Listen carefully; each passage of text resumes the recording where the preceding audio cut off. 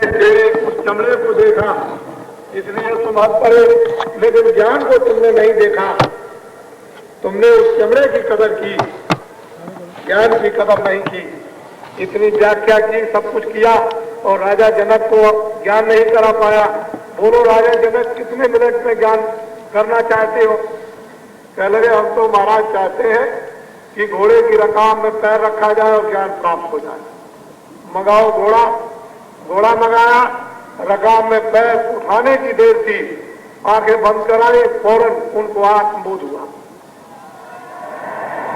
इसलिए राजा जनक को कहते हैं विदेह थे, जिन्होंने अपनी जीवात्मा का साक्षात्कार कर दिया उनको कहते हैं विदेह। जो अपने को नहीं जानते हैं, खुद को नहीं जानते, वो खुदा क्या जाने? जो अपने को नहीं जानते वो भगवान को क्या जानेंगे? तो ये बहुत सरल और गहन दोनों विषय आपके सामने हैं। इस कलयुग में सरल किनके लिए है? जो अनपढ़, और दुर्गम किनके लिए? जो बहुत पढ़े लिखे, जो बहुत विद्वान, उनके लिए ये दुर्गम और बहुत मुश्किल है। और सरल किसके लिए है? सच सुधरे सत्संगत पाए। जो नहीं जानते हैं सत्संगत पाकर सुधर जाते हैं, उनको बोध हो जाता। लेकिन मूर्ख हृदय न चेत, मूर्ख कभी नहीं चेतता। मूर्ख पढ़ा होता है, रामायण जानता, गीता जानता, वेद जानता, पाप जानता, उपनिषद जानता, लेकिन किसी की सच्ची बात को नहीं मानता, उसी का नाम मूर्ख। यह है मूर्ख की परिभाषा। और सद सुधरे संगत पाए। पारस पर बड़ी मुश्किल की बात, जो महात्माओं में इतनी व्याख्या करके भर दिया तालाब और समुद्र की तरह, और वही बात न समझ सके तो बहुत मुश्किल है। इसलिए नर नारियों, आपको भगवान के पास पहुंचने के लिए अब कोई पढ़ने की जरूरत नहीं। अब तो जो पढ़ा दिया जाए उसको पढ़ लो। कुछ आपको पढ़ने की जरूरत नहीं है। जो कराया जाए कर लो, जो दिखाया जाए देख लो, जो सुनाया जाए वो सुन लो।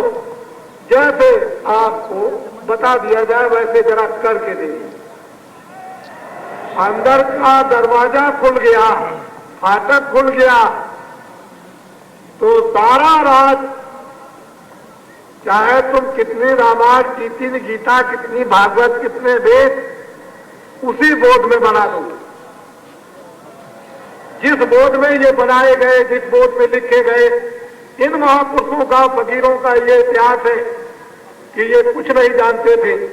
न इनको अरबी आती थी, न इनको उर्दू आती थी, और न इनको फारसी आती थी। लेकिन देखिए क्या उन्होंने कहा। न इनको संस्कृत आती थी और न इनको हिंदी आती थी, न इनको और कोई भाषा, साधारण गांव की भाषा जो रोज अपने रोजमर्रा की खेती, किसानी, बाल बच्चों के पालन पोषण की, उसी भाषा में इन लोगों ने जो प्राप्त कर लिया और किताबों में लिख दिया है, वो अजर और अमर हो गया और त्रिकालदर्शी। स्वयं निकल गए और कितनी जीवात्माओं को निकाल दिया, स्वयं पार हो गए और जीवात्माओं को एक भवसागर रूपी अज्ञान नदी से उन्होंने भगवान के नाम पर जीवात्माओं को बैठा के और पार कर दिया। तो ये आप सब इंद्रियों के उन विकारों में फंस गए। जीवात्मा दोनों आंखों के पीछे हिंदू, मुसलमान, ईसाइयों में बैठी हुई है, और इस जीवात्मा ने इंद्रियों के दरवाजों में होकर बाहर अपनी तमाम शक्ति को, अपनी तमाम ताकत को बाहर तकसीम कर दिया, बांट दिया।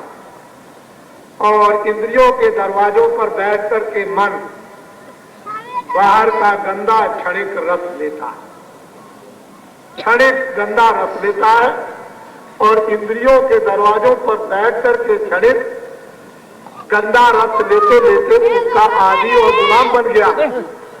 इसलिए कहा है मोहम्मद साहब ने कि तुम शैतान के बस में, काबू में हो गए, और जब तक शैतान तुम्हारा ये मन पीछा नहीं छोड़ता तब तक तुम्हारी ये रूह इस कैद खाने से आजाद होकर और खुदा के पास दीदार के लिए नहीं जा सकती,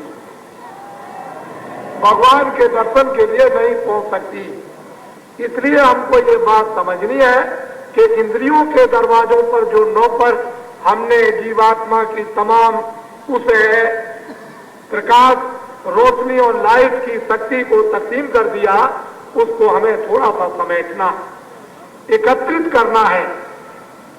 समेट के ले आओ, एकत्रित करो और महात्मा बता दे और उसको बाहर से खींच के अंदर की तरफ में उसका एक समूह बना दो, एक ढेर बना दो, और जैसे ही समूह बनेगा वैसे ही अपने में से रोशनी और प्रकाश, लाइट निकलना शुरू हो जाएगा। जैसे ही अपने में से रोशनी और लाइट जैसे ही शुरू हो गई, साधक उस समय पर साधना करते वक्त में क्या कहता है कि बड़ी टार्च की लाइट पड़ रही, बड़ी रोशनी पड़ रही है, उधर में दिखाई दे रहा।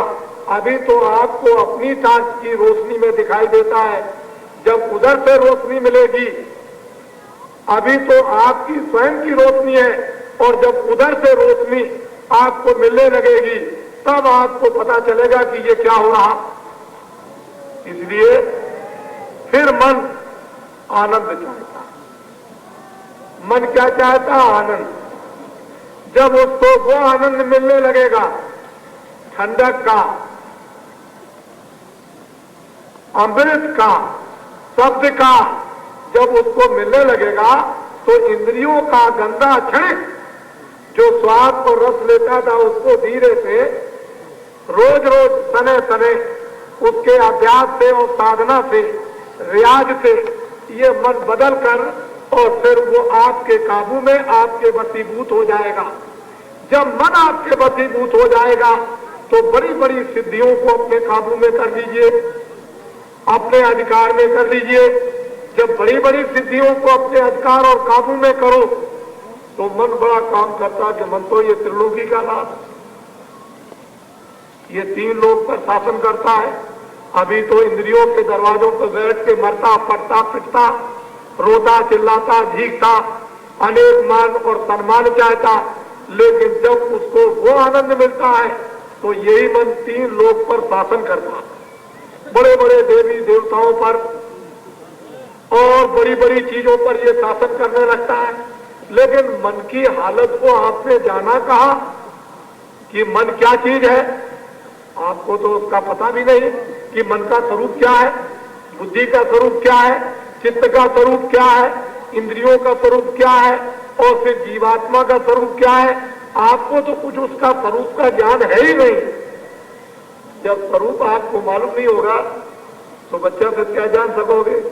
तो ये बाहर के जो पर्दे हैं, बड़े मुलम्मे खास, लुभाने वाले, आर्टिफिशियल, और हम देखोगे और बच्चे की तरह से जवान और बुढ़ा और ज्ञानी भी रोने लगता है बाजार की चीजों को देखकर कि ये मुझको मिलना चाहिए, ये मुझको मिलना चाहिए, ये मिलना चाहिए, उसी को फंस जाओ और किसी न किसी के शिकार हो जाओगे।